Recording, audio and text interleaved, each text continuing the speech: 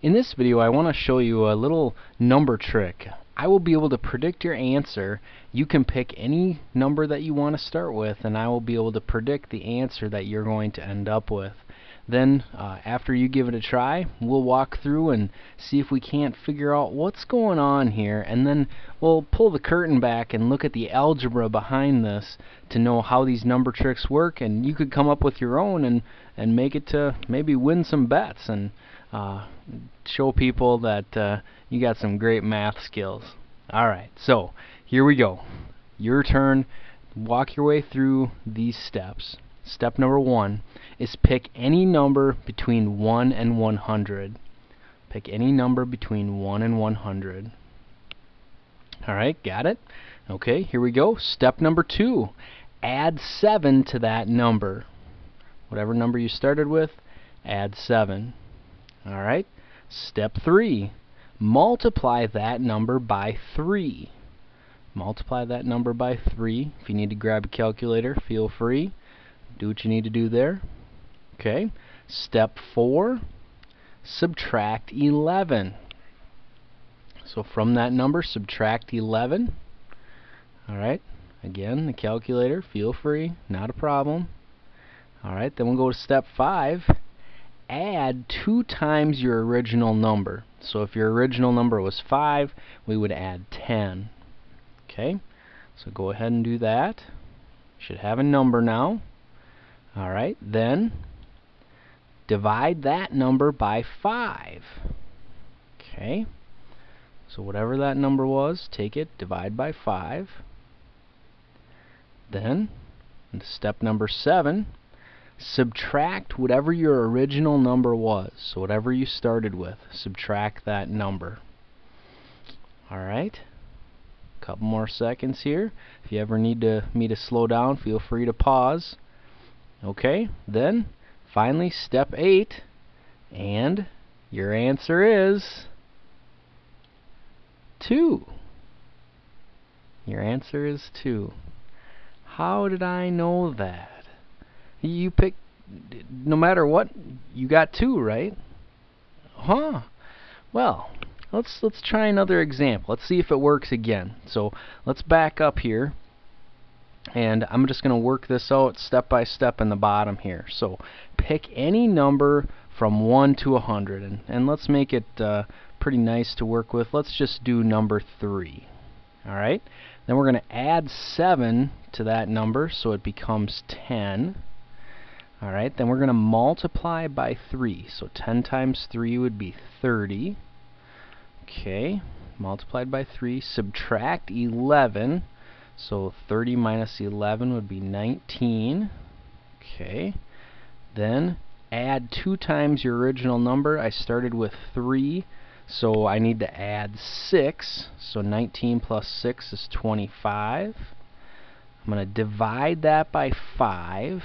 So that gives me 5. My original number, subtract 3, and I end up with 2. Holy cow. Huh.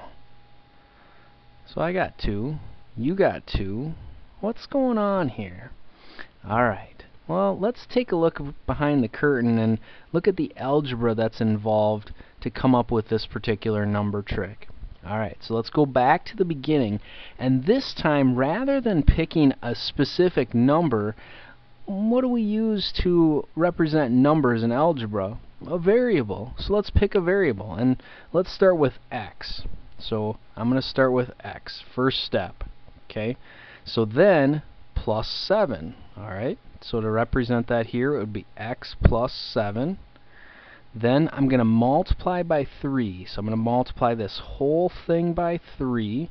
So it's going to be 3 times x plus 7, like that. And maybe we want to distribute that just to see what's going on there. So 3x plus 21.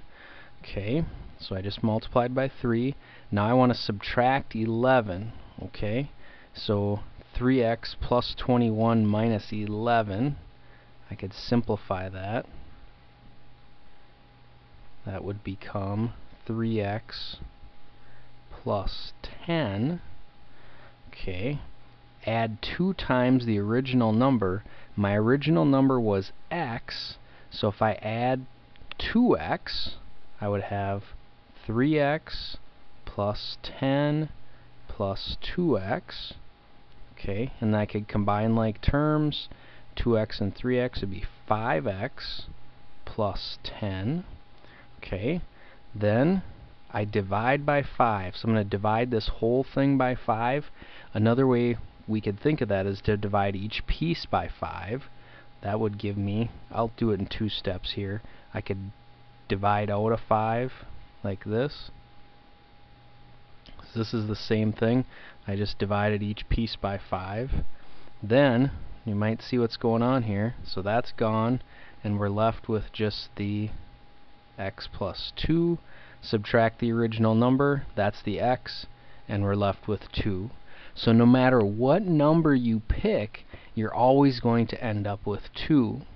Now, do we have to pick just a number between 1 and 100? No, you could pick any number that you want, including decimals, fractions, whatever, and if you followed these steps, you would end up with 2, always.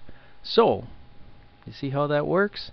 Now, I bet you can come up with your own number trick and use it to amaze your friends and win some bets. Tell them that they can pick any number they want, and you can tell them what their answer is going to be. Remember, the key is that, notice here, basically what I do is I just make sure that I get rid of that variable. And I did some different operations here to make it all kind of blend together. There's no real obvious opposites. That could make it a little bit easier, like you could say add 7 and then subtract 7. That makes it a little bit more obvious what's going on. But for my trick here, we didn't see any of those real opposites, and it kind of blended together to get just that answer of 2.